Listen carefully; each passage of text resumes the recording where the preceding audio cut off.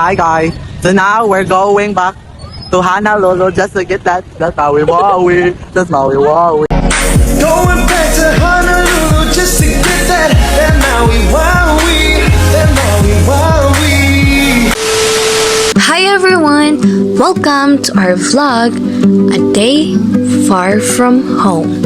In this video, we will be sharing our journey as we visit different places, learn new things, and enjoy our time together outside our comfort zone, creating memories and experiences that we'll surely never forget. So, let's go! Today, we're exploring the National Museum of the Philippines, Cebu. This is one of the most important cultural heritage here in the city. So it's located right in Cebu's Port and Heritage District.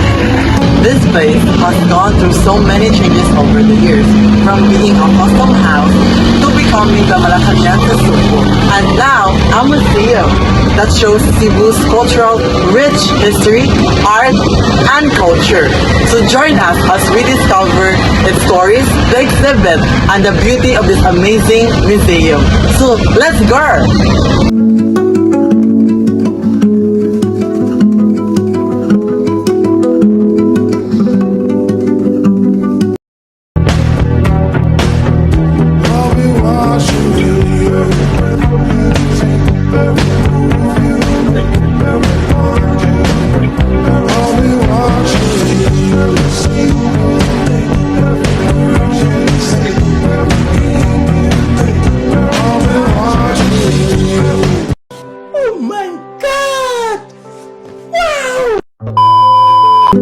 In 2004, this place became the Malacanang sa Cebu, meaning it once served the official residence of the president whenever they were in the Visayas. Imagine walking in the same halls a president once used, but in 2013, a 7.2 magnitude earthquake hit Cebu and damaged the building, so it had to be closed. Then, in 2019, a big agreement allowed the National Museum to take over and transform it into the beautiful museum we see today. Designed for Cebuanos, run by Cebuanos, and made to celebrate our culture and history. Did you know that the National Museum of the Philippines, Cebu, is actually inside a 114-year-old building, the Aduana, or the Custom House? It was built way back in 1910 to help Cebu trade with the nearby islands. And get this, even after the World War II bombing, the building stayed almost completely intact. Amazing, isn't it?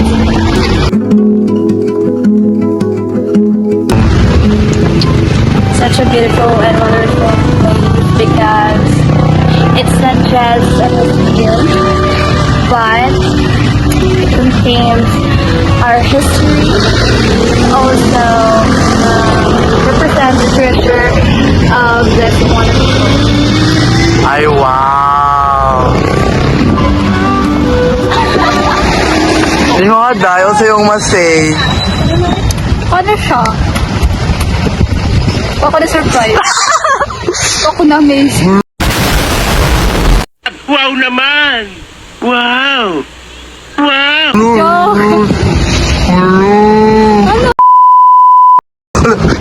Joke! Maybe because di ko artistic na tao, so di ko ma-amazing na. Ah, okay. So, feel ako, na-amaze gani ko ka nang isang out of the box na art. Ah, Baka na kayo sa book.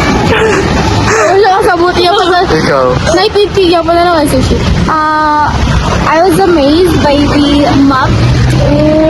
Different maps because you can really see the difference. Makita dyan kung asan highlight. Cebu before is Zebu. That's what I learned. Dapat natin hindot dahil. And also sa painting kay kang kuan na lang kasi ito si Martin Abellana painting. So wala ba mo nga si Lefty kay apo na siya ni Martin Abellana. Sa karta Understand na siya. Understand na siya ni Steffi. Yes! Bloodline nilang bloodline. Kaya di continue kaya po natin karon. Look at Steffi! May champagne. Same sila now. See here. Kaya si Steffi ang sikuan sila niya. Diba? Same sila now, no? I suggest you guys na mami sa National Museum of the Philippines kaya daghan mo makita nga nindot.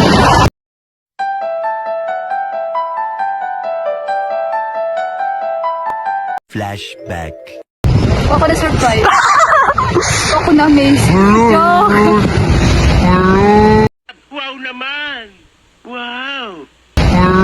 Naman you guys visit the National Museum in Cebu. It was called Aduana. Wala niyo sa mga ano. Aduana means in Spanish, custom. Ano na ba yan? Ano ba yan? Just then. So hi everyone, it's already 12 noon and mag-lunch kami but puno ang Jollibee. Puno ang Jollibee. Ang among all-time favorite puno siya. So mangita may ganang pungko something restaurant.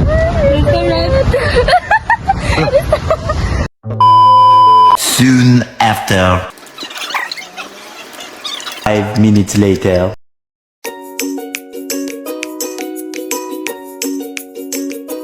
Hi guys.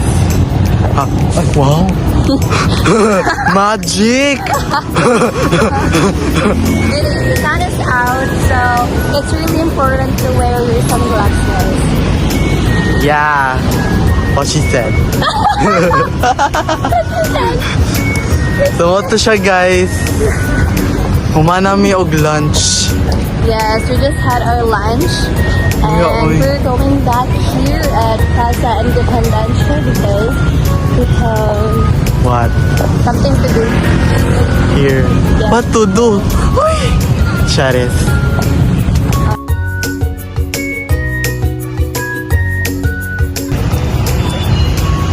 Did you know Plaza Independencia is the largest public park in Cebu City? Its spacious and open area makes it suitable for all kinds of recreational activities. Here, you will find students who are practicing for school activities as well as couples who are simply hanging out to enjoy the fresh air and a good ambience. However, the plaza is more than just a place for fun under the sun.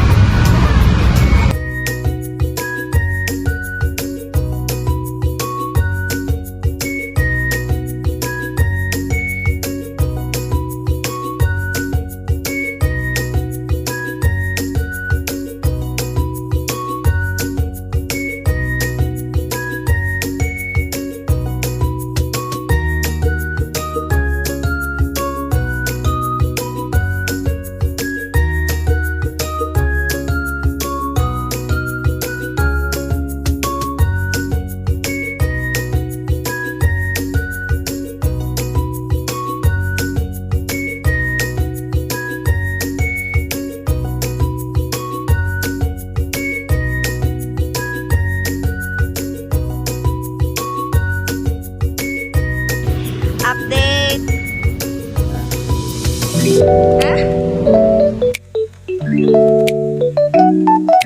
A few moments later. So hi guys. So now we're going back to Honolulu just to get that Maui Wowie. Just Maui Wowie. Hala. Hala. Hala. Hala. Sige. Hala. Hala. Hello. So, mato meron dito sa... Ano to tayo? Santa Niño. Santo Niño.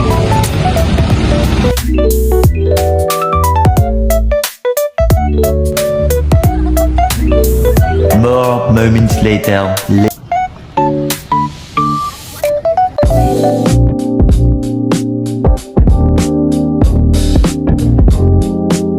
Have you ever wondered where the Santo Niño actually came from and why it ended in Cebu?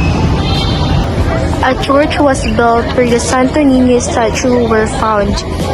This church is now called Basilica del Santo Niño. It is believed to be the oldest church in the Philippines.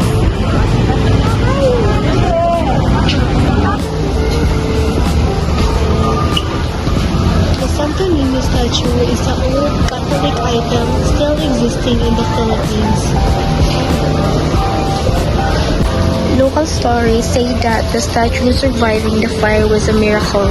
Since then, many people have believed the statue has a special value.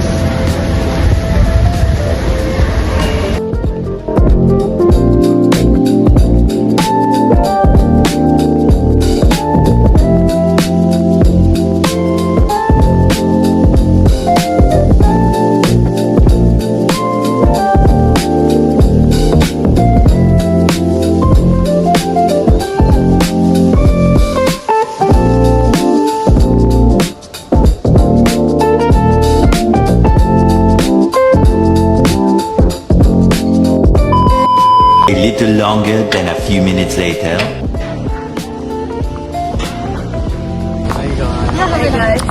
Kapoy na.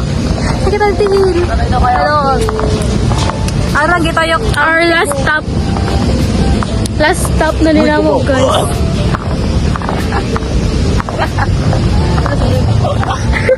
Ano kasi mo baho sa aircon, basta maka... Kaon ka? Galawad. Kasi bawal ko ba yun? Water oh. Suka sa day. Graw. Ala. Ari, ay boyot.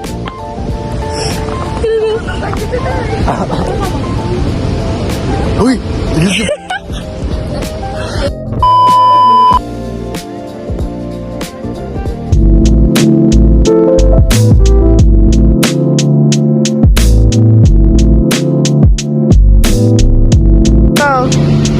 The Cebu Metropolitan Cathedral is the main Roman Catholic cathedral in the Cebu city, and it serves as the seat of the Archdiocese of Cebu. Originally founded in the late 16th century, and it has endured a century of history in change. From humble beginnings of wood, bamboo, and nipa to a grand stone and mortar structure. Did you know that during the World War II, most parts of the cathedral were destroyed, but the front facade, the belfry, and some walls survived? These parts are original and still standing today. So when you're looking at the cathedral, you see the pieces of history. I'm so tired.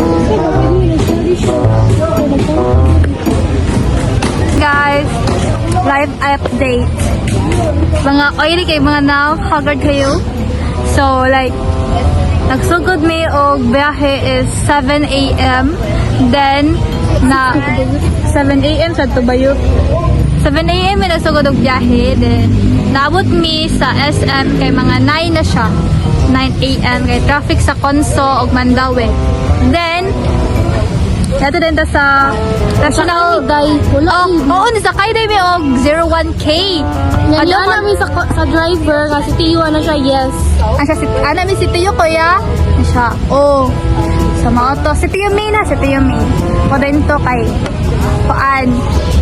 Nagsalig mi nga, ihonong mi niya sa si Tiyo. So, wala na kay mi nga. Wala na mo sa map kay. Wala na mo sa map kay nalapas. Nalapas kami sa si Tiyo. Nalapas. Asami ni Orong mi sa Park Mall. Nibalik kami Park Mall. Nasakay na sa 01K. Pandong mo to na namin sa right. Oh, nakibami nga right route na to siya kay naipasahero nga taga si Dio. Ibunaw siya ni Ibunaw siya. We're done, everyone. Thank you so much for watching our vlog. I hope you enjoyed these moments. Chaotic moment. And of course, I hope you learned something today. This is Remy Magdalan. This is Tammy Grace Cabian. This is Regina Lumabas. Signing off.